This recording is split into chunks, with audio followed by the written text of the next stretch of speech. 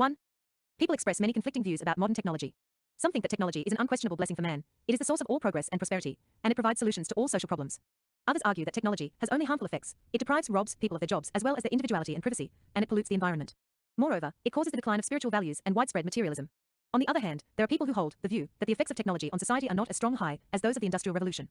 They claim that modern technology brings about nothing with which we are unable to cope. Each of these views is to some degree right, but it is not quite right. One of the most remarkable facts about technological change is that it has both beneficial and harmful effects. When it creates new opportunities and benefits for men and societies, it also creates different problems. The introduction of new machines and production techniques creates new industries, or it revolutionizes old ones. It also produces new job opportunities. Meanwhile, it breaks up established patterns of industries and employment. Modern communications technology has brought enormous benefits to education, commerce, and journalism. At the same time, it has been the cause of social and international unrest. For it has brought in unfamiliar foreign values that are inappropriate for a certain society. It has raised people's expectations, especially those of people in developing countries, where they cannot realize them with ease. The task of any modern society is to make good use of the opportunities and benefits offered by technology, and at the same time, to control and minimize its real dangers. The conflict between private interest and public good is often an obstacle to the achievement of this task. Many of the unpleasant consequences of technology, such as pollution and social disturbance, result from the following fact. In many countries, companies and businesses were not, and still are not, willing to spend money in taking anti-pollution measures. 338 to 341 words, revised. 1. 2. When we compare men with other animals than men, we know that men also adjust to a given environment. They can digest only certain kinds of food. They can survive only within certain limits of temperature. Many animals have organs whose physical power surpasses that of men's organs. Men have no wings and cannot fly. Men cannot spend a long time underwater unless they carry breathing apparatus with them. However, men have far greater imagination than animals, and it has a close relation to flexibility.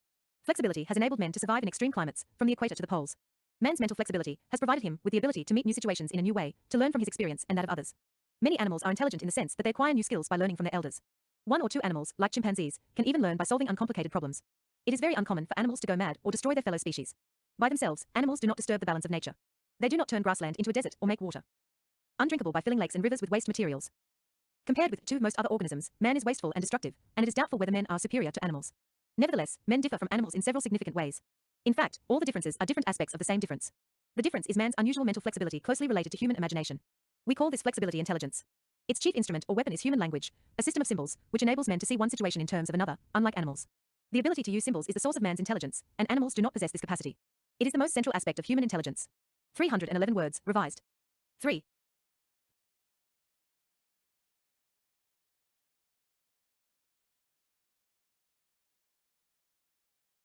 The reason a language becomes a global language has little to do with how many people speak it. It has much more to do with what people use it. Latin was an international language throughout the Roman Empire. However, this was not because the number of Romans was larger than that of the people they conquered, but because they were just more powerful. After the Roman military power had declined, Latin continued to live as the international language of education. That was thanks to another power, the religious power of Roman Catholicism. There is also the closest link between language dominance and economic, technological, and cultural power. Without these powers, no language can develop as an international means of communication. Language is not an existence apart from the people who speak it. Language exists only in the brains and mouths and ears and hands and eyes of its users. When they succeed on the international stage, their language succeeds. When they fail, their language fails. Many familiar and false beliefs have grown up about why a language becomes internationally successful. It is quite common to hear people claim that an international language is an ideal one, on account of its literary qualities and clarity of expression. At various times, Hebrew, Greek, Latin, Arabic or French has been praised in such terms, and English is not an exception. Some people often argue that there must be something beautiful or logical about the structure of English to explain why it is now so widely used. Others have suggested that English is grammatically not as complicated as other languages, so it must be easier to learn. Such arguments are misconceptions. Latin, which seems much more complicated grammatically, was once a primary international language. A language does not become a global language because of its structural properties, or the size of its vocabulary, or because of its past association with a great culture or religion. A language becomes an international language for one main reason: the power of its speakers, especially their political and military power. 342 words, revised. 5.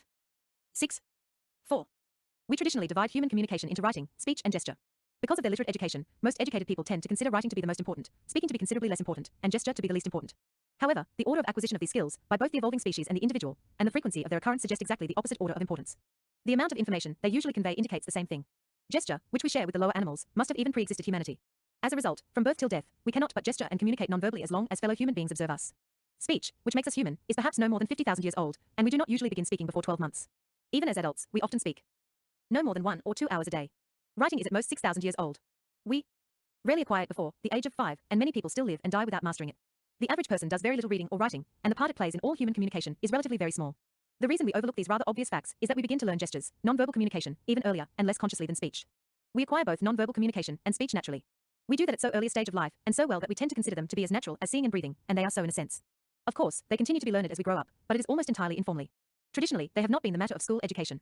It is mainly reserved, not for gesture or speech, but for the three artificial technological codes, reading, writing, and arithmetic. 311 to 314 words, revised. 7. 5 year. 6 year. 8. 5. Many argue that learning another language is important, for it enables us to communicate with people in a different country, and, at the same time, to find out more about that culture. However, the real importance of learning another language lies even deeper. It makes us realize the relativity of the values of our culture or language. As a result, we come to understand that our way of looking at reality is not the only one, and that our concept of values is not the only one. Learning a foreign language is a double experience. As we learn about the new language, the newly acquired knowledge makes us discover more about our mother tongue. Speaking only one language could be compared to living in a room with no windows and no doors. It is safe, but it is dark and closed. A foreign language brings light into the room. With a basic knowledge, we can look out the windows and see a new, different world. With enough knowledge, we can walk out of the door and explore this new, different world. The discoveries we make add richness and depth to our lives. As we explore this unfamiliar world, we begin to understand the importance of language, the greatest of man's creations. 209 words, revised. 16 year. 20101.